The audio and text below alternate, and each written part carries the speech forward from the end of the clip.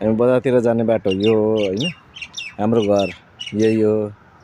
यहाँनिर चाहिँ यस्तो राम्रो बोट बिरुवा हैन। यसमा अब सागबारी यही हो। यो सागहरू हो हैन। हाम्रो घर यही हो। गेटमा यहाँ दाइ आउनुभएको थियो जाँदै हुन्छ। यहाँ निमपत्तीको रुख हो यत्रो छ हैन। यहाँ हामी यसो बाहिर साहिर बसेर यसो हावासावा खाने ओर्ने यस्तो छ। अनि हाम्रो बाहिरको भागमा यस्तो पहाड छ। यो पहाडबाट चाहिँ मजाले माथिपट्टिबाट यस्तो हावा दामी हावा आउँछ कि यहाँ चाहिँ। यो अहिले पनि रुखको हावाले यस्तो राम्रो चलिरहेको छ। यस्तो राम्रो छ। यो शीतल छ। यस्तो छ ठाउँ। यो चाहिँ मेन हाइवे भयो।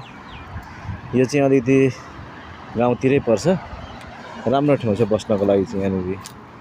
अनि यहाँनिर यस्तो छ। अस्ति मैले छरेको साग पनि मजाले साह्रै राम्रो गरी बुरुरु उम्रेको छ। अब नेपालको भन्दा धेरै राम्रो गरी यहाँ खरेको बोटहरू पनि छ। यहाँ दुईटा, उतापट्टि एउटा छ, त्यो आँगनमा तीनटा। यो अमिलोको बोट पनि छ। अमिलो पनि राम्रै फलिरहेको थियो।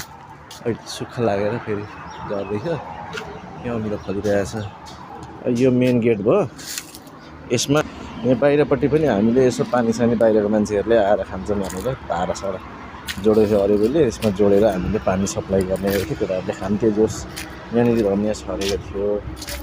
साह्रै राम्रो थियो। अब हामी लगभग बिदाईको कार्यक्रम छ। लगभग हामी 2-4 दिनमा हिँड्छौँ। अब यस्तो छ। यहाँनिर साइकल राख्ने ठाउँ पनि हाम्रो सिलिङहरू हालेको छ। यसो यस्तो छ। हाम्रो साह्रै राम्रो थियो। जुत्ता सुत्ता राख्ने ओर्ने यस्तो छ। यो भइहाल्यो अहिले निस्केर। अनि यस्तो छ। साइकलहरू राख्ने ओर्ने पनि राम्रो छ। यहाँ आँगनहरू पनि यस्तो छ। भाँडाहरू मोल्ने ओर्ने ठाउँ यस्तो छ। भाँडा चाहिँ हामी भिजाएर मात्रै अनि यो ढाडिएपछि मात्रै, नभए स्टिक जुट लगायो भने यो सबै कलर जान्छ भनेर यो कुलरको पानी अघि बाहिर जाने हो हैन। सिसाहरू पनि यसरी चट्टसँग राखेर मजाले छ। बाथरुम पनि दुईवटा छ। यहाँ हिटर पनि छ। सबै थोक छ हैन। गिजरहरू सबै छ। यहाँ टोइलेट बाथरुममा पनि यस्तो धार चाहिँ पुरै ठुलो पानी आउँछ क्या यसबाट पनि। नुहाउन ओर्न पनि मिल्छ। सबै राम्रो छ। सबै यहाँ व्यवस्थित तरिकाले छ। सबै राम्रो छ। यहाँनिर हामी यहाँ सबैजना डस्टबिन यो भयो। यता यो मोटरबाट पानीले फोर्सले फ्याल्ने हो।